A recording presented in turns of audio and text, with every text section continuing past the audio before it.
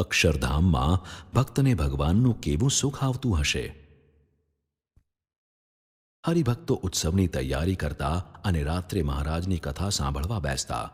મહારાજ વાસુદેવ નારાયણના ઓરડાની ઓસરીમાં બિરાજતા. સંતો તેમની સમક્ષ બેસી જતા. બહેનો ચોકમાં નિંબતરુની પાછળ બેસતી. એક દિવસ કથા પ્રસંગે બહેનોમાંથી પ્રશ્ન પૂછાયો, મહારાજ, અક્ષરધામને વિશે ભક્તને ભગવાન કેવું સુખ આપતા હશે? મહારાજ પ્રશ્ન સાંભળી રાજી થયા. તેમણે વિચાર્યું કે આ પ્રશ્નનો ઉત્તર જ્ઞાનીથી ન થઈ શકે, અનુભવીથી થઈ શકે. વળી મહારાજ સ્વયં સૌની સમક્ષ બિરાજમાન હતા, તેથી તેમના સિવાય બીજા કોઈ આ પ્રશ્નનું યથાર્થ સમાધાન કરી ન શકે તે નિશ્ચિત હતું. મહારાજે તેમના પ્રશ્નનો ઉત્તર આપતા કહ્યું, અક્ષરધામમાં ભક્તને ભગવાનનું દર્શન થાય છે ત્યારે ભગવાનના સ્વરૂપમાં પાંચે વિષયનું સુખ એક કાળા વિછિન્ન તે ભક્ત ભોગવી શકે છે. ભગવાનનું રૂપ, તેમનો શબ્દ, સ્પર્શ, રસ અને ગંધ તે ભક્તને અતિ સુખકર લાગે છે. તેથી અધિક બીજે ક્યાંય સુખ નથી તેવો તેને અનુભવ થાય છે.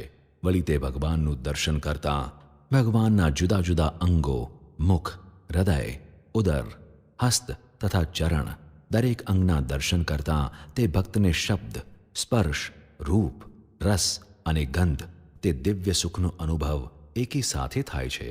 જાણે અનંત વર્ષથી એ સુખ ભોગવતો હોય અને છતાં તેની તૃપ્તિ થતી ન હોય.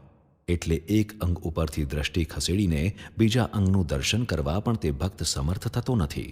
ભગવાનના શબ્દમાં જે મધુરતા છે તે અન્યના શબ્દોમાં નથી. ભગવાનના જેવું રૂપ અન્ય કોઈનું નથી. ભગવાનના દિવ્ય દેહમાંથી પ્રસરતી સુગંધનો અનુભવ બીજે ક્યાંય થઈ શકતો નથી. ભગવાનનું સ્વરૂપ જ એવું છે કે તેમને રસો વૈસહ વર્ણવ્યા છે.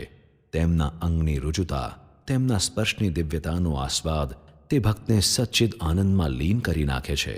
આવું અદ્ભુત સુખ અક્ષરધામમાં અમારી મૂર્તિનું ભક્તોને આવે છે. તે સુખ અહીં પણ છે, કારણ અહીં અક્ષરધામ અમારી ભેગું છે. પણ તમે અમારા સ્વરૂપમાં મનુષ્ય ભાવ દેખો છો, એટલે અમારા સ્વરૂપમાં યથાર્થ દિવ્યતાનો અનુભવ તમને થતો નથી. મહારાજની આ વાત સાંભળી સૌને આનંદ થયો. લગ્ની પણ લાગી ગઈ કે એ દિવ્ય સુખનો અનુભવ કરવો જ. મહારાજે તેમને કહ્યું, અમારા અક્ષરધામના સ્વરૂપને ઓળખો, તેમનો સંબંધ કરો. તેમના સંબંધે અક્ષરભાવને પામો તો અક્ષરધામના દિવ્ય સુખનો અને તેમાં બિરાજેલ અમારી મૂર્તિના સુખનો અનુભવ તમને છતી દેહે જ થશે. દેહ મૂકીને જેને પામવા છે તે દેહ છતાં જ મળ્યા છે એવો નિશ્ચય થશે. ત્યાં સુધી અધૂરું રહેશે. કલ્પનાના ઘોડા ઉપર બેસી મજલ ન થાય. આકાશની ફૂલવાડીના ફૂલોથી હાર ન ગૂંથાય. માટે પ્રગટ પ્રાપ્તિના આનંદના અનુભવથી જ પૂર્ણ કામ થવાશે. ગઢપુરમાં મહારાજે આષાઢી સંવત 1881નો અન્નકૂટનો ઉત્સવ ધામધૂમથી કર્યો. ભક્તોનો મોટો સમૂહ ન હતો, કારણ બધાને વરતાલ પ્રતિષ્ઠા મહોત્સવ ઉપર આવવાની આજ્ઞા